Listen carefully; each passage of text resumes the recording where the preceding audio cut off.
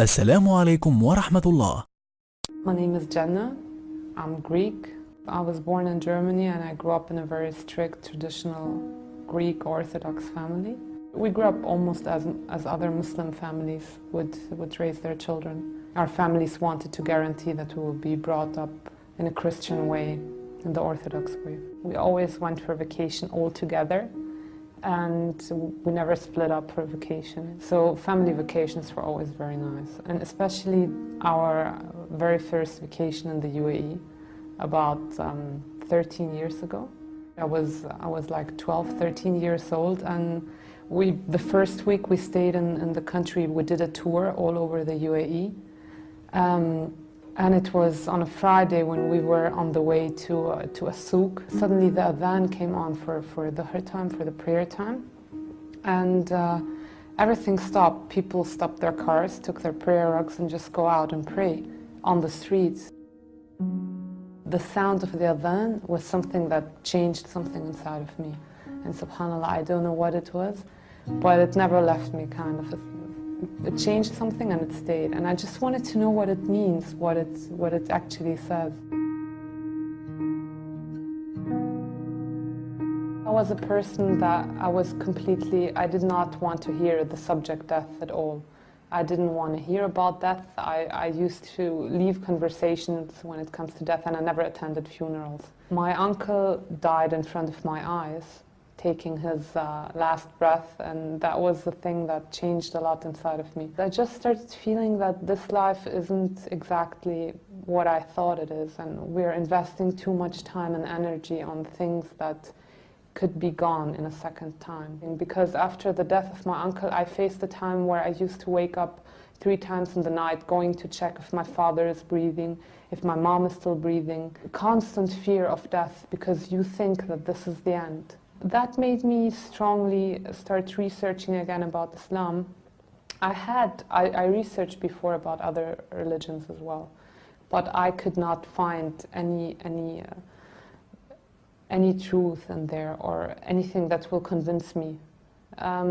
When I started reading about Islam, I found all the answers that I could not find in my own religion. The fact where I got really convinced was when I read the biography of Prophet Muhammad sallallahu alaihi wasallam.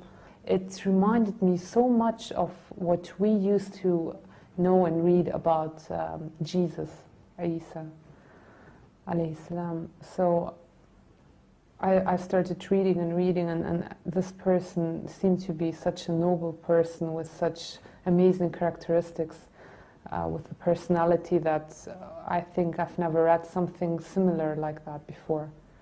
After reading the biography, I was convinced that everything I know about Islam, I have to delete it and just start reading from zero onwards and get my own research and get my own facts about this religion, because obviously everything I knew before was wrong.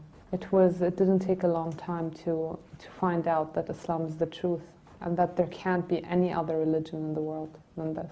Although I got convinced about Islam, I was scared to say the Shahada. I was like, yeah, it's the right thing. I might, take this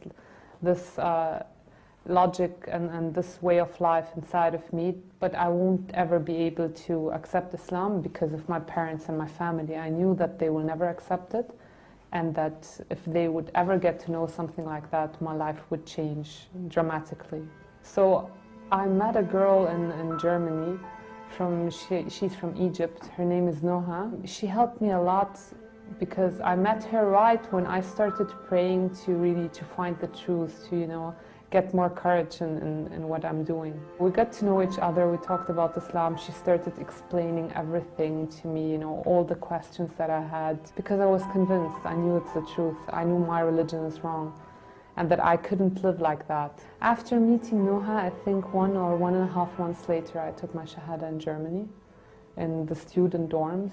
It was supposed to be just me and her, but somehow Muslim students get to know that someone is going to convert to Islam, so I had about 20 people in the room afterwards. So alhamdulillah, I had many witnesses.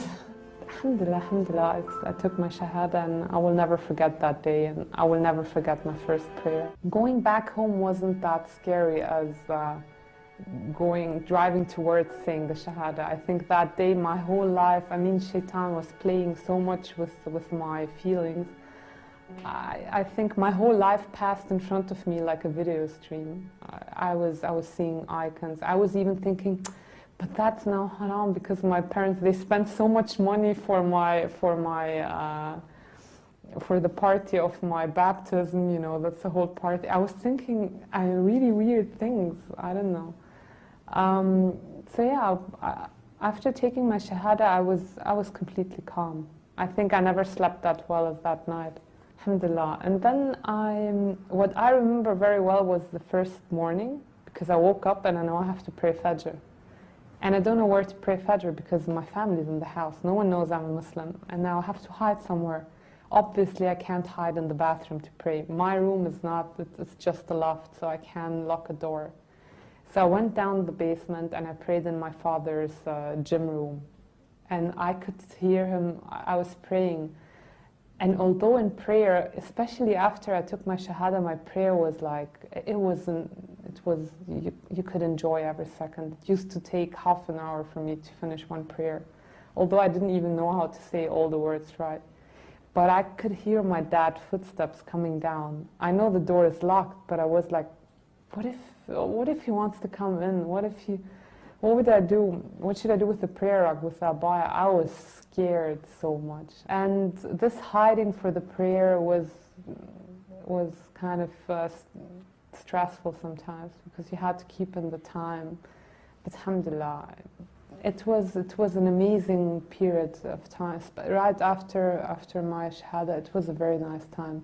These 6 months where my family didn't know, and I had all the time to improve my knowledge about Islam because I knew that the time will come where my parents know and the questions will start. 6 months later, my family kind of figured that something has changed. My mother found a week or two later that she found my abaya and my prayer rug, and she was completely convinced that I had converted to Islam. They hoped while taking me to Greece and I won't have my friends there anymore and I might forget about Islam and they will be able to get me back. After they find out that I converted to Islam, my mother asked me to leave the house. She told me that I'm not their daughter anymore. She was crying and she was screaming. She was asking me how I could do something like that to them and how I could accept a religion like that, a bad religion, how I could leave Christ and accept something, a person like Muhammad who used to hit and do and wars and blood and things that is not true, and she doesn't know, she doesn't have knowledge about it at all. And in that stage she's so angry and you can't talk to her, you can't make her relax and calm down, and you just feel so helpless. And there is nothing worse than seeing your mother crying because of you, because of something that you decided to do in your life. So she asked me that day to leave the house. She gave me my things and she said I have to leave the house. She does not have a daughter. I died for them, and even if she dies, she does not want me to go and visit her in her grave. She doesn't want to have anything to do with me anymore. After all that, I still stayed for about 5 months in Greece, and I tried everything I could with my family in order to make them accept my conversion. For 5 months I had everyday humiliation. One thing I still don't understand is where I got all the strength and all that sabr to go through that time. I mean, every night I used to pray and just cry and pray for strength to face the next day. I had, subhanAllah, during that time, my first Ramadan. My first Ramadan, I had to spend it all by myself in Greece while having my family bombarding me with insulting Prophet Muhammad, insulting the religion of Islam, insulting me. It's very difficult, and I never felt bad about, I never kept something like that inside of me.